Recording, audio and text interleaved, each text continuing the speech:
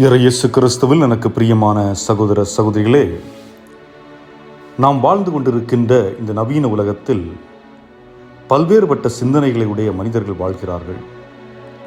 கடவுள் இருக்கிறார் என்று சொல்பவர்கள் தங்கள் வாதத்தை எடுத்து வைக்கிறார்கள். பின்பு அவர்கள் மத்தியிலே யார் கடவுளாக இருக்க முடியும் என்ற வாதத்தையும் எடுத்து வைக்கின்றார்கள். ஆனால் தன்னை வெளிப்படுத்திய கடவுளை ஏற்றுக்கொள்ள மறுக்கிறார்கள். அதே நேரத்தில் இன்னொரு புறத்தில் கடவுள் இல்லை என்று வாதாடுகிற கூட்டம். காரணம், அவர்களை பொறுத்தவரை கடவுள் என்று ஒருவர் இருந்திருந்தால் இந்த உலகம் துன்பம் நிறைந்த உலகமாக, நோய் நிறைந்த உலகமாக இருக்காது என்கிறார்கள். அதே நேரத்தில் இந்த உலகத்தில் நான் எப்படி வேண்டுமென்றாலும் வாழலாம், என்னை தடுப்பதற்கு யாருக்கும் உரிமை இல்லை என்று சொல்லுகிற மனிதர்களும் இருக்கின்றார்கள் என்பது உண்மைதான். ஆனால் அதே நேரம் மற்ற நபரை காயப்படுத்தும் உரிமையோ, துன்புறுத்தும் உரிமையோ, அடிமைப்படுத்தும் உரிமையோ உனக்கு இல்லை என்பதை மறந்துவிடாது. இப்படி அறிவு சார்ந்தும் அறிவற்ற நிலையிலும் விவாதம் செய்து வாழ்ந்து கொண்டிருக்கின்ற இந்த சூழலில் திருச்சபை இன்றைக்கு காவல் தூதரின் விழாவினை கொண்டாடுகின்றது. அதாவது ஒவ்வொரு மனிதருக்கும் கடவுள் ஒரு காவல் சம்மனஸை அனுப்பியிருக்கிறார். அந்த காவல் சம்மனசு நமக்கும் கடவுளுக்கும் பாலமாக இருந்து செயல்படும். அதோடு இயேசு இந்த நற்செய்தியிலே கூறுகின்றார். இந்த நற்செய்தியானது மத்தேயு 18:1-5 மற்றும் 10 ஆக இவற்றை நாம் வாசிக்கின்ற பொழுது அதில் இயேசு கூறுகிறார், எவரையும் நீங்கள் இழிவாக கருத வேண்டாம்.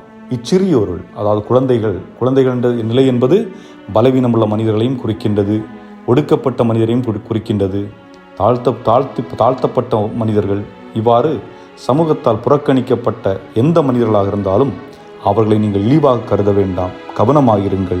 இவர்களுடைய வானதூதர்கள் என் விண்ணக தந்தையின் திருமுன் எப்பொழுதும் இருக்கிறார்கள்.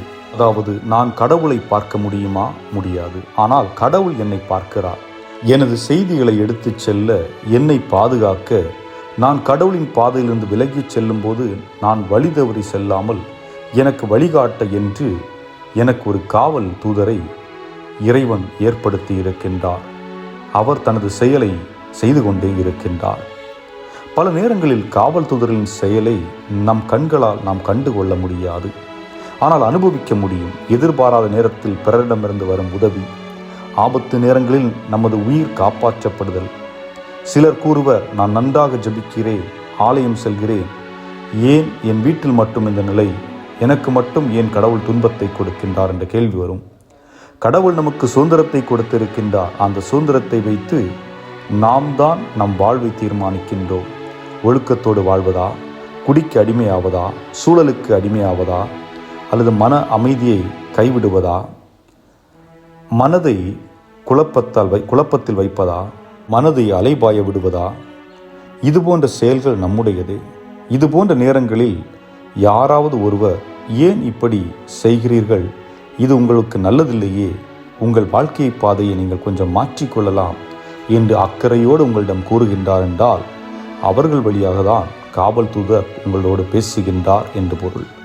காரணம், என்னை கட்டுப்படுத்தும் உரிமை எனக்கு மட்டுமே உண்டு.